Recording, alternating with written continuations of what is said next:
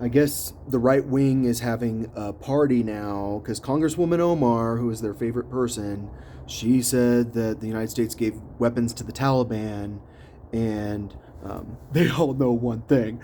The Taliban was invented in 1994, I promise. That's what Wikipedia says.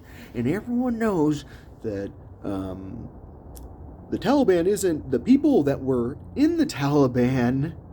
The Taliban is the actual group of people that were established in 1994 when they all had a meeting and they held up their hands and said the Taliban exists now, and they already had the guns in their hand, and they were all the Taliban. The Taliban, a lot of those people were actually trained by us. Reagan really liked training foreign soldiers to have them fight our enemies, because he was that against communism. Like, some people really think it matters that much if you're communist, and I think communism doesn't exist at all, because according to Karl Marx, I'm pretty sure communism does not exist. All that exists is socialism, and the goal of socialism, according to Karl Marx, I think, it was to be communist. And so all I'm saying is that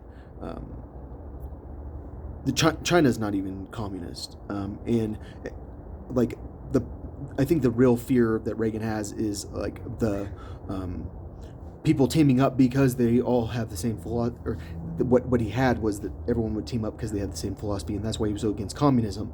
But now I think it's pretty clear that capitalism, with some socialism, tends to be the best form of government.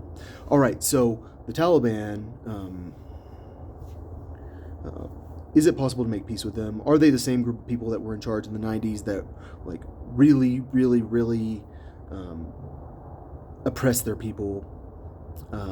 I wouldn't be surprised if they are the same, and if they haven't been hardened through war, and if they, I mean, the problem with the Taliban is that I don't think they're going to have a functional country without allowing women to participate, because women are 50% of the population, and it sounds like the Taliban saying women need to go back to work.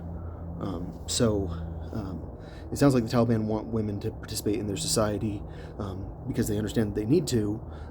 But I mean, the problem the Taliban is going to have, no matter what, is that they took over through violence, and some people will never be okay with their country being ruled by a radical religious person when they took over the country through violence. And I don't know how they're going to deal with a population that's just like really not okay with you existing, who's probably going to just wait around until you're not paying attention, and then everyone's going to start shooting you around the same time, and you're not going to know where you're getting shot from because it's the person that you say hi to every day on the street.